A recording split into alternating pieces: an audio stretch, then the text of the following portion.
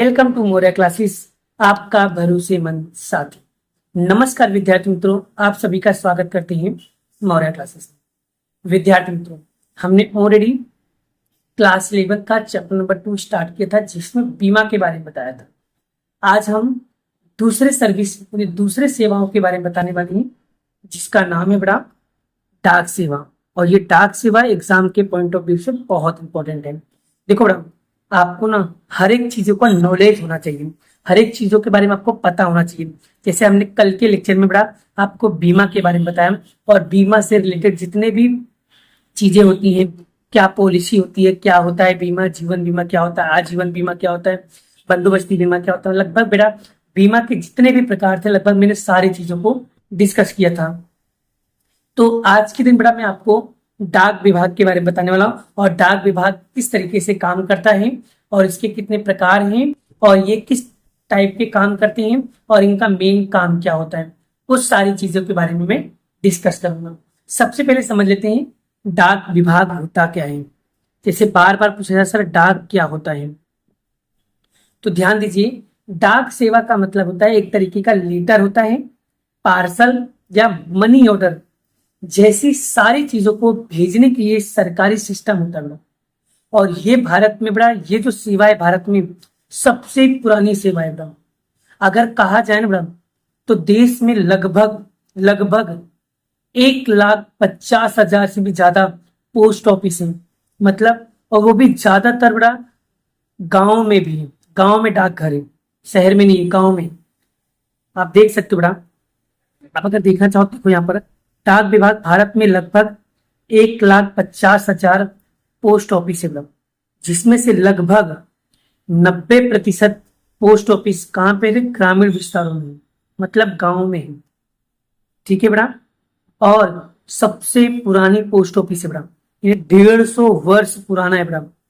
150 वर्ष से अधिक भारत सरकार डाक विभाग या डाक सेवा को बहुत सारी सेवा प्रदान कर रहे हैं। लेकिन अगर आपसे पूछें कि डाक विभाग कौन कौन सा सेवा देता है, जैसे पैसे भेजने का काम करता है, लघु बचत पैसे बचत करने का योजना करता है, और ग्रामीण जीवन बीमा योजना भी चलाता है, और भी बहुत सारी दूसरी सेवाएं करता है, जैसे म्यूचुअल फंड विनियोग भारत सरकार ने और भी बहुत सारे ये एजेंट के द्वारा चालू करवाया था। जैसे कोई व्यक्ति रिटायर होता था, निवृत्त पेंशन चुकाने जैसे कार्य को भी कौन? डाक विभाग संभालता है। मतलब डाक विभाग पूरा का पूरा बैंकिंग सेवा की तरह भी काम करता है।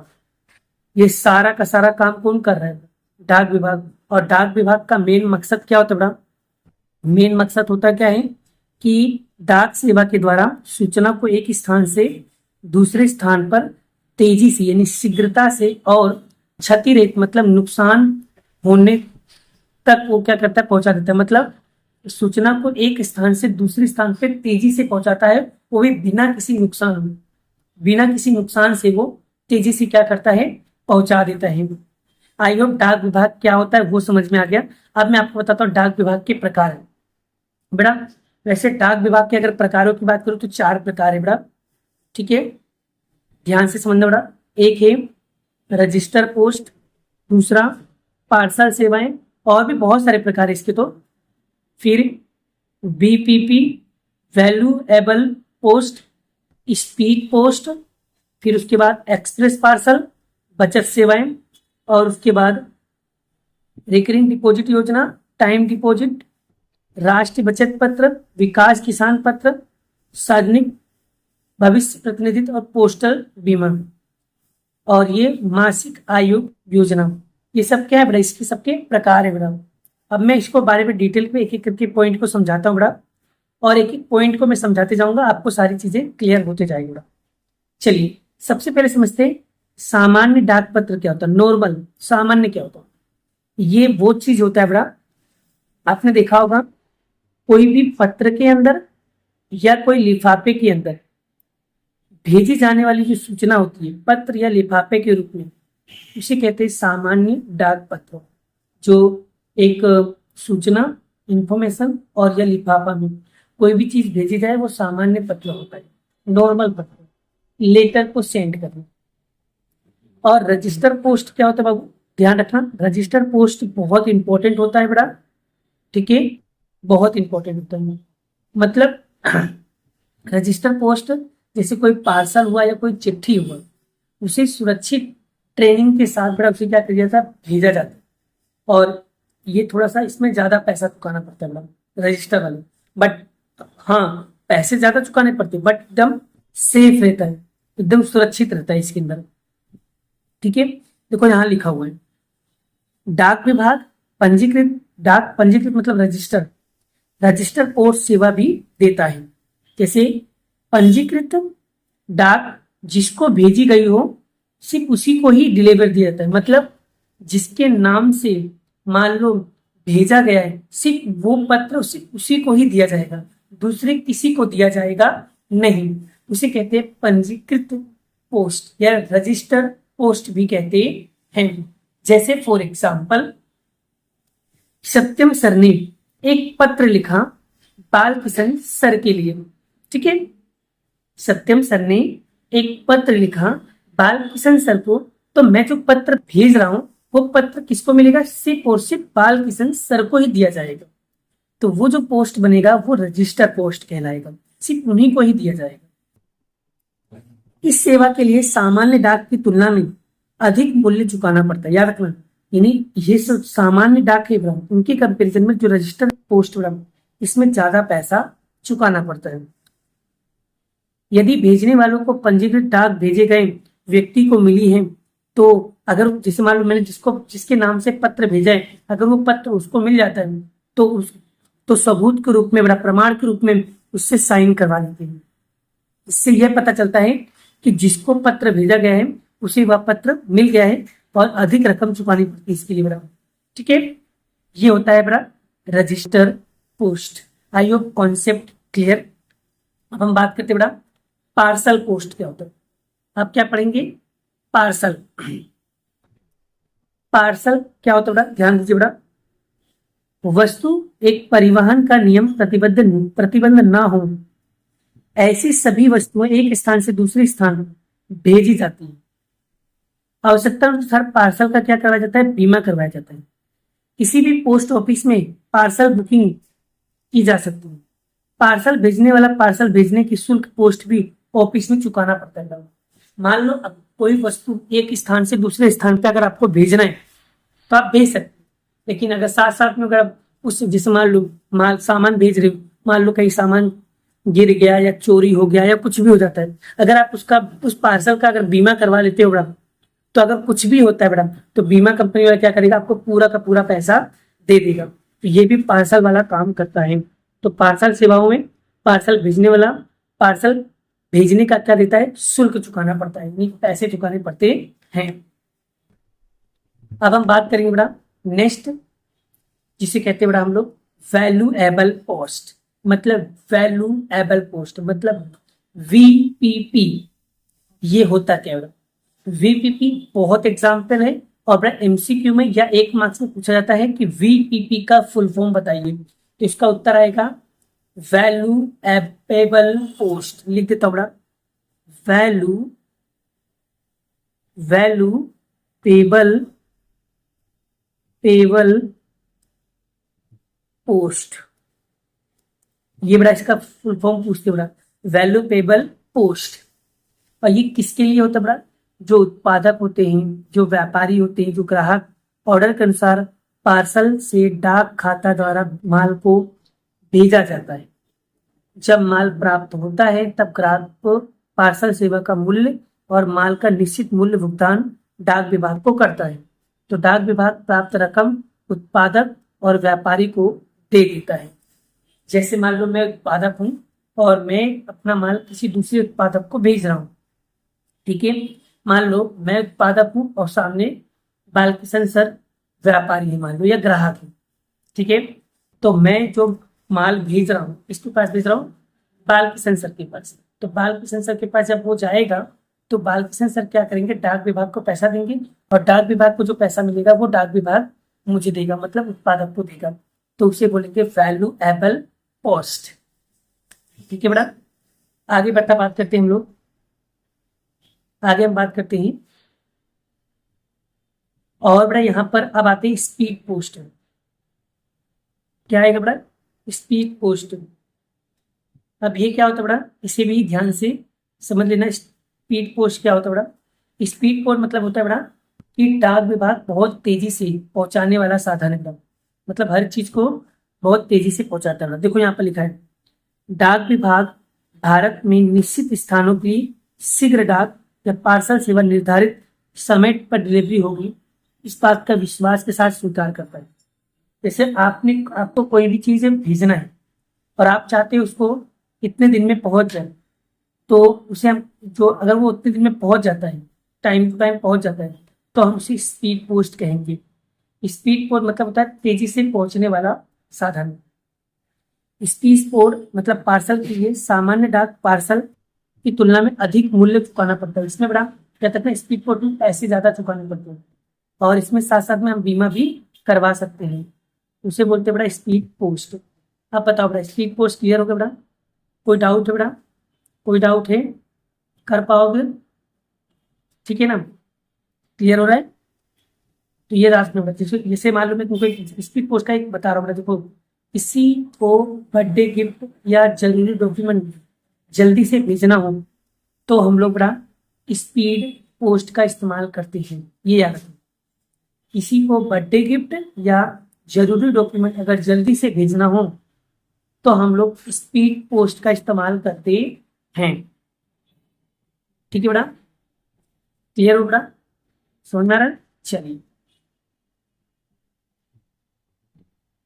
अब आते बड़ा एक्सप्रेस पार्सल। यानी एक्सप्रेस पार्सल क्या होता है बड़ा, ध्यान रखना। एक्सप्रेस मतलब होता है बड़ा, जैसे अहमदाबाद से दिल्ली किसी को तुरंत दवाई भेजना हो तो हम लोग एक्सप्रेस पार्सल का उपयोग करते हैं। एक्सप्रेस पार्सल का उपयोग कब करते हो? जब अहमदाबाद से दिल्ली किसी को भी तुरंत दवाई भेजनी हो तो हम लोग एक्सप्रेस पार्सल का यूज करते हैं। मतलब कोई इमरजेंसी होता है बड़ा, उस समय हम लोग एक्सप्रेस पार्सल का यूज करते हैं। एक्सप्रेस पार्सल की सेवा व्यक्तियों और धंधा की इकाइयों दोनों के लिए बहुत उपयोगी होता है। एक्सप्रेस पार्सल नियत समय के लिए अवधि के लिए शीघ्रता पहुंची जाती है। डाक विभाग इसके लिए हवाई मार्ग अथवा सबसे शीघ्रता से प्राप्त हो ऐसे मार्ग भेजती है। स्पीड पोस्ट की तुलना में इसका शुल्क थोड़ा सा ज्यादा होता है। यानी ये स्पीड पोस्ट से भी क्या होता है, इसकी रकम ज्यादा होती है। उसे कहते हैं एक्सप्रेस पार्सल। उसके बाद आता है बचत सेवाएं, मतलब सेविंग सर्विस। ये क्या होता है बाबू, जैसे गांव का कोई भी किसान के पास पोस्ट ऑफिस में बचत खाता खुलाकर पैसे जमा कर सकता है। ये काम भी किसके अंदर होता है, बचत सेवा के अंदर। गांव का कोई व्यक्ति है, अगर उसको पैसे जमा करना है तो वो क्या चाहे, वो पोस्ट ऑफिस में जाकर के अगर सेविंग अकाउंट खुलाया है तो वहां पर पैसे जमा करा सकता है। ये भी एक तरीके का बैंक के रूप में ही काम करता है। डाक विभाग बैंक की तरह बचतकर्ताओं का भी अलग अलग प्रकार की सेवा देता है।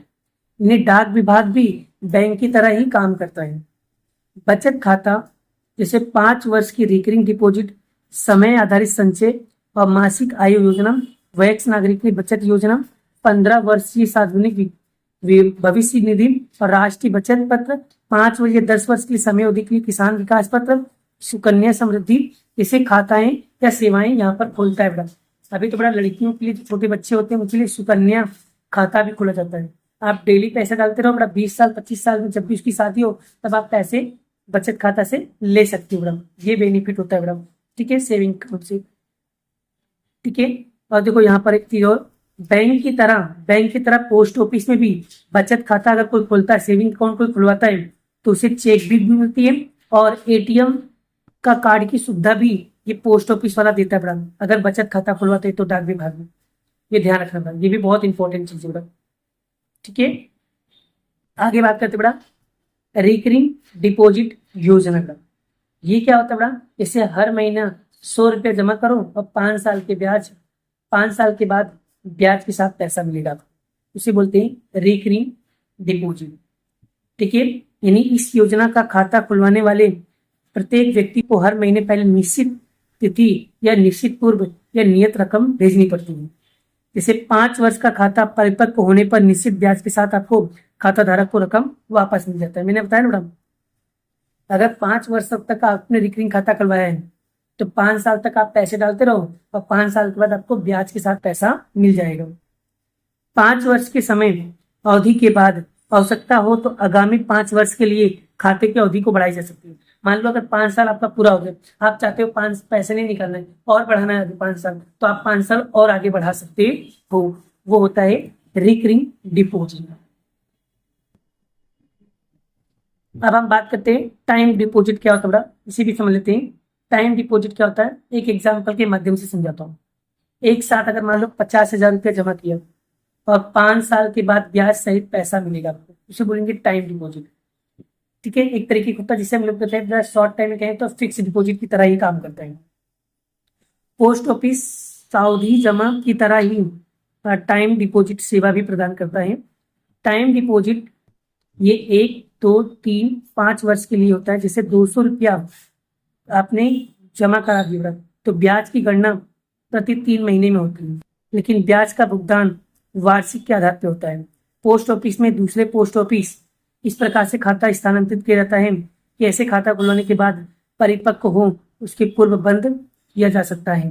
मतलब देखो, जैसे अगर आपने खाता खुलवाया है और जब तक वो डेट आपकी पूरी नहीं होगी तब तक उसको कभी कभी भी बंद कर सकते किया जा सकता है। तो मतलब ऐसा नहीं कि आपने खुलवा लिया तो आप बंद नहीं कर सकते, आप कभी बंद, आपका डेट पूरा हो जाता है, आप उसे बंद चाहो बंद करना चाहो बंद करवा सकते हो, और चालू रखना है तो चालू भी करवा सकते हो, कोई दिक्कत की बात नहीं। अब आते हैं नेशनल बचत सेविंग सर्टिफिकेट यानी कि राष्ट्रीय बचत पत्र। अभी क्या होता है, इसे बोलते हैं NSSC। मतलब मान लो किसी ने 5 साल का राष्ट्रीय बचत पत्र खरीदा हो और बाद में ब्याज समेत उसको पैसा डबल करके कर लगभग शायद मिलता है। जैसे कि विनियोगकर्ता किसी पोस्ट ऑफिस में नियत रकम चुकाकर राष्ट्रीय बचत पत्र खरीदता है तो ये बचत पत्र की समय 5 वर्ष या 10 वर्ष की होती है, तो डाक विभाग पहले से ही ब्याज दर की सूचना दे देता है। ब्याज पत्रों को 5-10 वर्ष की समय अवधि पूरी होने पर भी आवश्यक प्रक्रिया करके किसी भी पोस्ट ऑफिस से परिपक्व राशि प्राप्त किया जा सकता है। मतलब किसी भी पोस्ट ऑफिस में जाकर के बड़ा आप वो पैसे निकाल सकते हो। बस 5 से 10 साल तक का बड़ा आपको क्या करना है, पैसे भरना है और 5 से 10 साल में आपको वो सारे पैसे डबल या पैसे मिल सकते हैं बड़ा। किसान विकास पत्र क्या होता है बड़ा, जैसे राष्ट्रीय विकास पत्र है वैसे किसान विकास पत्र भी है। ठीक है, किसान विकास पत्र विनियोगकर्ता या विनियोजित राशि जैसे 100 रुपये 100 मास 100 महीने 8 वर्ष 4 महीने के बाद ब्याज सहित दोगुनी भुगतान की जाती है। किसान विकास पत्र नियत रकम से ही प्राप्त हो सकती है। परिपक्व तिथि आवश्यक प्रक्रिया करके किसी भी पोस्ट ऑफिस में मूल रकम में से दुगनी प्राप्त की जा सकती है। मतलब आपने पैसा भरा है उसका डबल पैसा आपको मिल सकता है। जैसे मान लो आपने 50,000 रुपया आपने लगाया है लगभग 8 साल 4 महीने के लिए, फिर बड़ा 8 साल 4 महीने बाद आपको वो पैसा 50,000 का डबल मिल जाएगा। मतलब 1 लाख रुपया आपको पैसा मिल सकता है मैडम 8 साल के बाद। ठीक है, ये होता है फायदा मैडम, ये होता है बेनिफिट।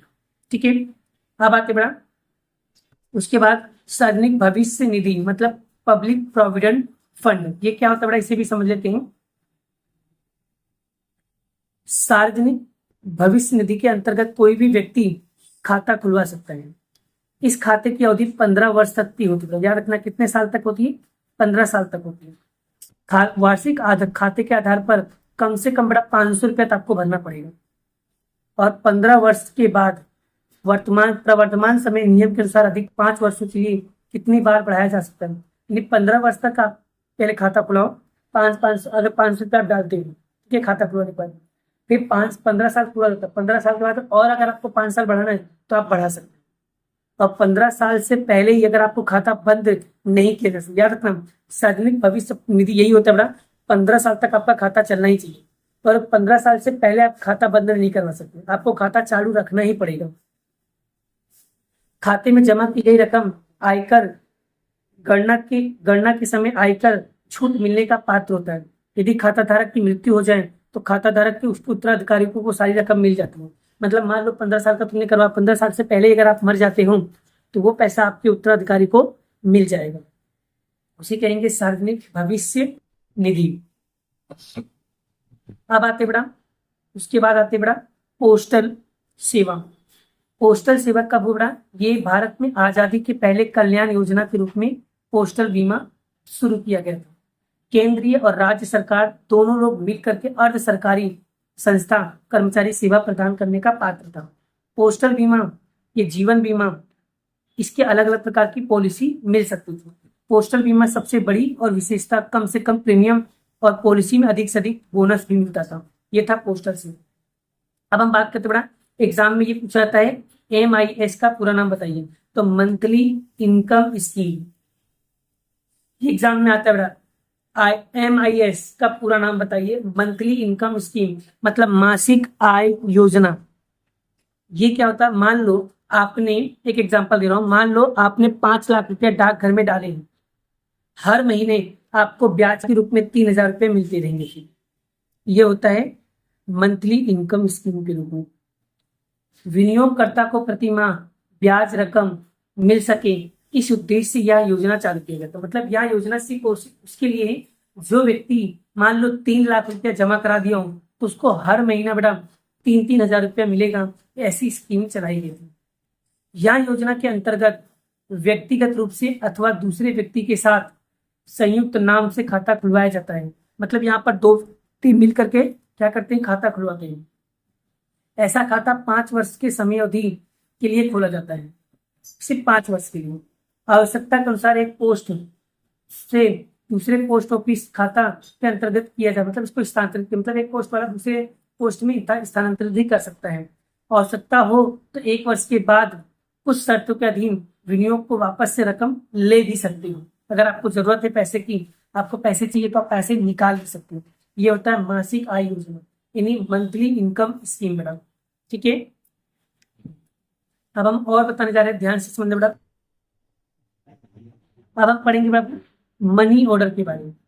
मनी ऑर्डर के बारे में पढ़ते हैं। मनी ऑर्डर क्या होता है बेटा, जैसे गांव में माँ को पैसे भेजते हैं और शहर से डाक के द्वारा हम मनी ऑर्डर किया जा सकता है। नहीं, मान लो मुझे पैसे भेजना है किसी को, मैं शहर में रहता हूँ और मेरी मम्मी गाँव में रहती है, मुझे पैसे भेजना है तो मैं पैसे मनी ऑर्डर के माध्यम से भेज सकता हूँ बेटा।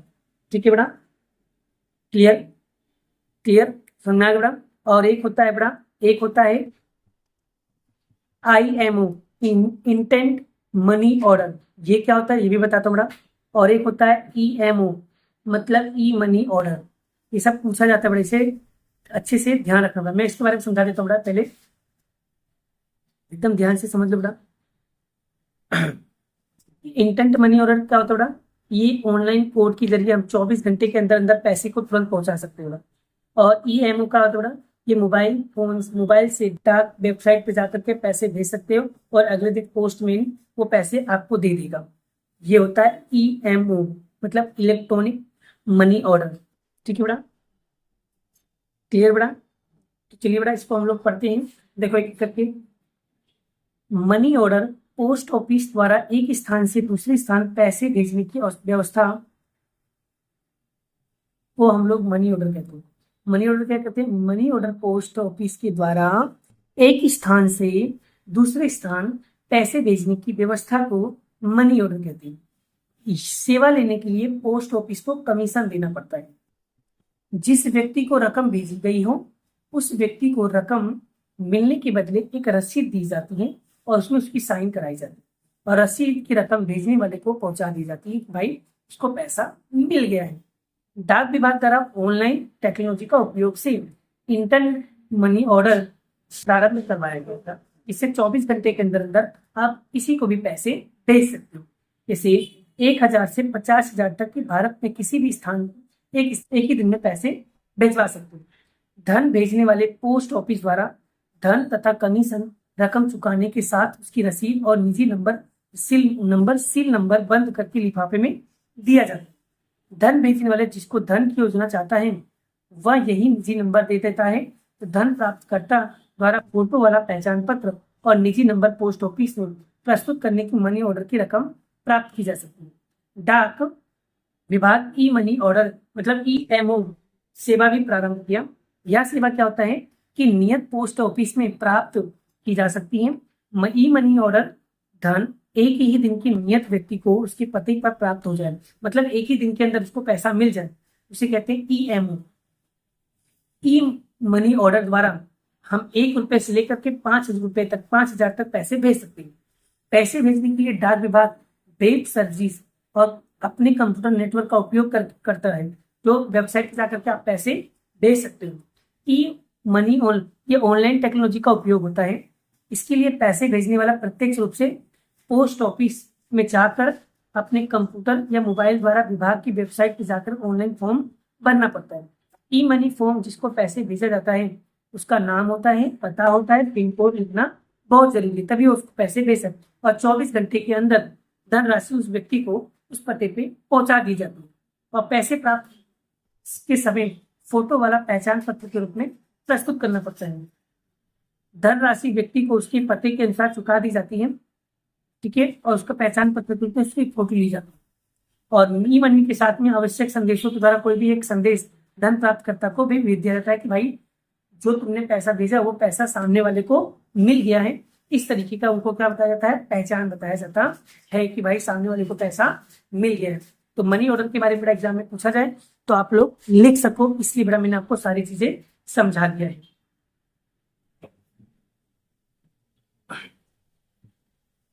आगे बात करते बड़ा हम लोग नेक्स्ट टॉपिक, उसे भी डिटेल में समझते बड़ा हम लोग। अब हम पढ़ेंगे बड़ा गौण सर्विस। ये क्या होता है बड़ा, इनके बारे में भी समझ लेते हैं। गौण सर्विस क्या होता है बड़ा, अन्य गौण सर्विस। डाक विभाग द्वारा अन्य बहुत सी सेवाएं भी उपलब्ध हैं, जैसे विदेशी मुद्रा क्रय विक्रय, विदेशी मुद्रा ट्रैवल चेक, विदेशी मुद्रा पूर्व संग्रहित रकम कोड, डेबिट कार्ड, विदेशी मुद्रा ड्राफ्ट और म्यूचुअल फंड में विनियोग। भारत सरकार बहुत सी योजनाएं फंड विनियोग। भारत सरकार बहुत सी योजनाओं के एजेंट के रूप में सेवाएं, बैंकिंग सेवाएं, पेंशनरों बचत का पेंशन भुगतान, रेल टिकट बुकिंग करने के लिए सेवाएं डाक विभाग देता है। डाक विभाग मालिकी भारत सरकार की होती है, इसीलिए लोग डाक विभाग में अधिक विश्वास करते हैं। डाक विभाग तो बड़ा ये गौण जो होता है बड़ा, ये स्पेशल उनके लिए होता है बड़ा, कॉन्फिडेंशियल सर्विस भी होता है बड़ा, क्योंकि लोग इसके ऊपर ज्यादा ट्रस्ट करते हैं, बिकॉज ये गवर्नमेंट का होता है, भारत सरकार इसको अपने अंडर में रखती है बड़ा। इसमें क्या होता है, बहुत सारी सेवाएं प्राप्त होती है। जैसे कोई विदेशी मुद्रा क्रय करता है, मतलब विदेशी पैसे को अगर कोई क्या करता है, ट्रांजेक्शन करना, मतलब कि चेंजेस करना हो तो आप कर सकते हो, या म्यूचुअल फंड इन्वेस्टमेंट करना तो भी कर सकते हो, या विदेशी मुद्रा में कोई डेबिट कार्ड चाहिए तो वो भी मिल जाएगा, ट्रैवल चेक वो भी मिल जाएगा। और भी बहुत सारी सर्विस क्या करती है ये सेवाएं, गोदाम वाला ये सेवाएं क्या बोलते हैं, डाक विभाग देता है बड़ा। तो ये था बहुत इंपॉर्टेंट टॉपिक बड़ा। आज हमने जो तुमको समझाया बड़ा वो पूरा का पूरा गोदाम के बारे में समझाया है। डाक विभाग के बारे में समझाया। कल के दिन बड़ा मैं आपको गोदाम के बारे में समझाऊंगा कि गोदाम क्या है। आज अगर बड़ा आपको अगर डाक विभाग के बारे में थोड़ा भी जानकारी अगर पता चल गया बड़ा, तो एक बार दो बार आपको डाक विभाग के बारे में पहले क्या करना है, लाइन टू लाइन पढ़ने की कोशिश कीजिए, फिर बड़ा आपको सारे पॉइंट क्या होंगे समझ में आ जाएगा, क्या होता है, क्या काम करता है, सारी चीज आपको क्लियर हो जाएगी। आप जब पढ़ोगे तो आपको समझ में आएगा, ठीक है।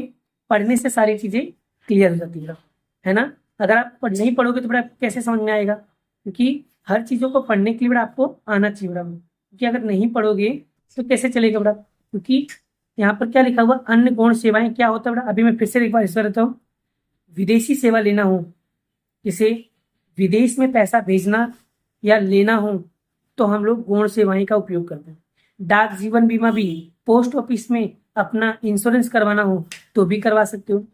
छोटे छोटे बचत या सर्विस लेना हो तो भी आप करवा सकते हो। भारत सरकार यह योजना पैसे जमा करने और सुरक्षा देने का वादा करती है। ये डाक विभाग जो होता है ये सरकारी योजना होता है, लोग को तक बड़ा माध्यम है बड़ा, क्योंकि लोग इसके ऊपर ज्यादा ट्रस्ट करते हैं। ठीक है बड़ा, क्लियर हो बड़ा। आई होप आशा करता हूँ बड़ा आपको ये चीजें क्लियर हो गया है। अब आपसे अगर आपसे पूछे बड़ा कि ई मनी के बारे में बताइए बड़ा। ई मनी एक ऑनलाइन माध्यम है जिससे पैसे भेजे जाते हैं। मोबाइल और इंटरनेट से हम लोग पैसे भेज सकते हैं। भेजने वाले को फॉर्म भरना पड़ता है। पैसे डाकघर को देता है। 24 घंटे के अंदर वो पैसे उस व्यक्ति को पहुंचा दिया जाता है बड़ा। ठीक है बेटा। और IMO का मतलब क्या होता है बेटा? IMO इसका मतलब क्या होता है बेटा? ये डाकघर ने, इन डाक विभाग ने टेक्नोलॉजी का उपयोग करके जल्दी से पैसे भेजने की सुविधा बनाई है। जैसे 1,000 से लेकर 50,000 तक पैसे आप तुरंत भेज सकते हो बेटा। ठीक है बेटा। इसमें एक कोड दिया जाता है जो प्राप्तकर्ता को डाक विभाग द्वारा कोड दिखा करके पैसे ले सकते हैं। अब आपको बताता हूँ मनी ऑर्डर क्या होता है बेटा। मनी ऑर्डर का मतलब, मनी ऑर्डर एक ऐसा सेवा है जो एक जगह से दूसरी जगह पे पैसे भेजे जा सकते हैं। यह सेवा खासकर उन जगहों के लिए होती है जहां पर बैंक और ऑनलाइन सुविधा पेमेंट नहीं होता है। जैसे गांव वगैरह में बैंक वगैरह थोड़ा कम होता है, इसलिए डाक विभाग का उपयोग ज्यादा करते हैं। ठीक है बेटा।